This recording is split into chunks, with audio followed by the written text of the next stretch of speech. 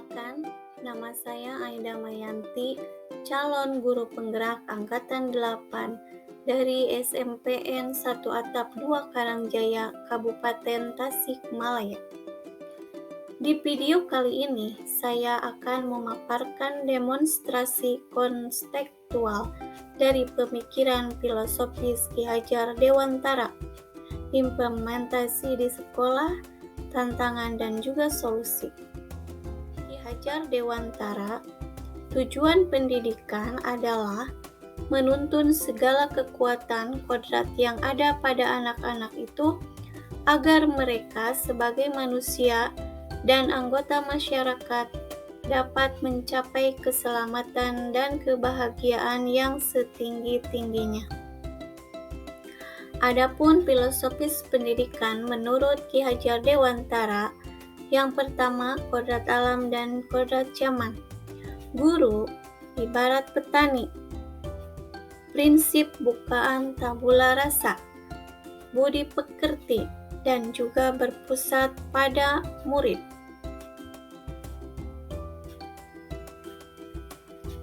Marilah kita bahas satu persatu filosofis pendidikan menurut Ki Hajar Dewantara. Pendidikan anak berhubungan dengan kodrat alam dan kodrat zaman. Kodrat alam artinya bahwa setiap anak sudah membawa sifat dan karakternya masing-masing.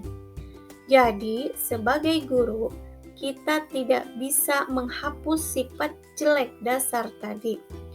Yang bisa dilakukan adalah menunjukkan dan membimbing mereka agar muncul sifat-sifat baiknya, sehingga dapat menutupi atau mengaburkan sifat-sifat jeleknya.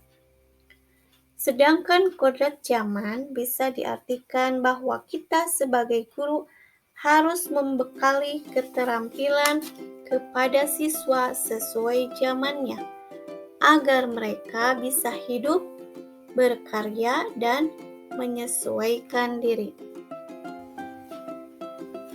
Yang kedua, guru ibarat petani. Pendidikan ibarat petani. Seorang petani hanya dapat menuntun tumbuhnya padi, tetapi tidak dapat mengubah menjadi jagung. Meskipun pertumbuhan padi dapat diperbaiki, disiram, dipupuk, tetapi ia tidak dapat mengganti kodrat irodatnya padi, misalnya menjadi jagung. Yang ketiga, yaitu prinsip bukaan tabula rasa.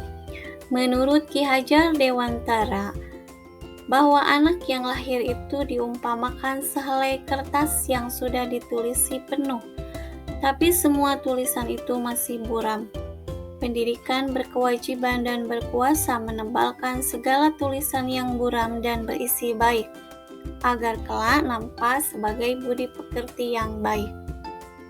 Keempat, budi pekerti. Menurut Ki Hajar Dewantara, budi pekerti adalah perpaduan harmonis antara pikiran, perasaan, dan kehendak atau kemauan sehingga menimbulkan tenaga dan semangat. Berdasarkan pemikiran filosofis Ki Hajar Dewantara, pembelajaran berpihak pada murid. Artinya guru melakukan merdeka belajar. Selama kegiatan pembelajaran didominasi oleh peserta didik, guru hanya sebagai fasilitator, pembimbing, dan pemimpin. Jadi, pembelajaran berpusat pada murid tersebut dapat mendorong siswa terlibat aktif dalam membangun sikap dan perilaku. Sebagai guru, kita harus menjadi suri tauladan, memberikan contoh yang baik untuk peserta didik, seperti yang selalu digaungkan dengan semboyan Ki Hajar Dewantara yang lebih dikenal dengan trilogi pendidikan Ki Hajar Dewantara. Trilogi pendidikan Ki Hajar Dewantara yang pertama, Ingarso Sung Tulodo, artinya di depan menjadi teladan. Di sini sebagai seorang guru, kita harus memberikan contoh yang baik atau role model yang baik.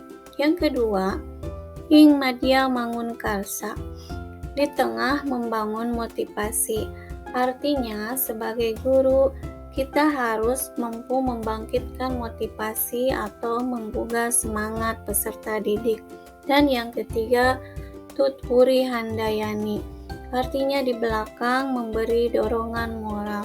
Guru harus bisa memberikan dorongan moral atau semangat kerja buat peserta didik. Untuk mencapai tujuan pendidikan tersebut, berbagai pembiasaan dan program telah kami jalankan atau telah kami implementasikan di sekolah, antara lain menuntun dan mengarahkan peserta didik melalui berbagai pembiasaan. Contohnya seperti kegiatan upacara bendera yang selalu kita laksanakan setiap hari Senin, kemudian pembiasaan sholat duha dan zuhur berjamaah, kemudian pembiasaan mengaji Al-Quran dengan target one day one ayat, dan juga ada literasi yang kita laksanakan di perpustakaan. Dan juga sekolah kami sudah melaksanakan berbagai macam ekstrakurikuler seperti olahraga, kesenian, pramuka, paskibra, English Club, dan juga PMR.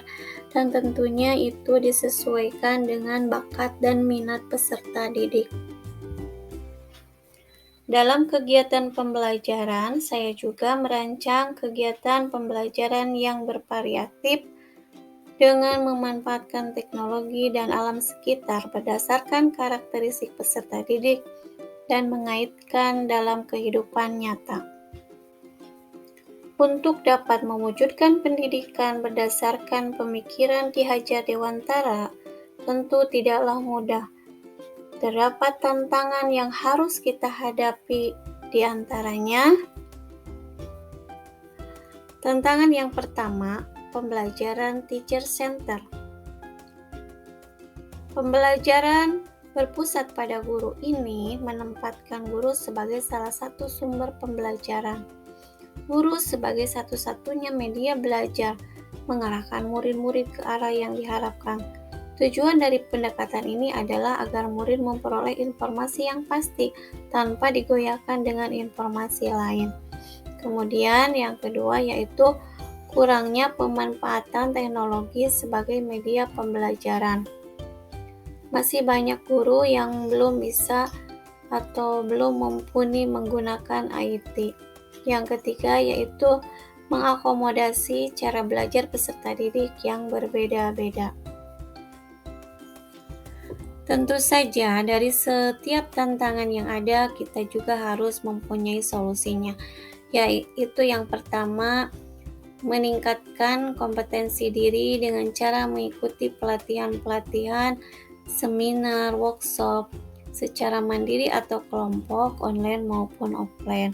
Yang kedua, menggunakan konsep multi-channel learning. Dan yang ketiga, melakukan pendekatan yang intensif dengan peserta didik sehingga mampu memahami karakter siswa secara utuh dan menyeluruh. Demikian yang dapat saya sampaikan. Terima kasih. Salam guru penggerak. Wassalamualaikum warahmatullahi wabarakatuh.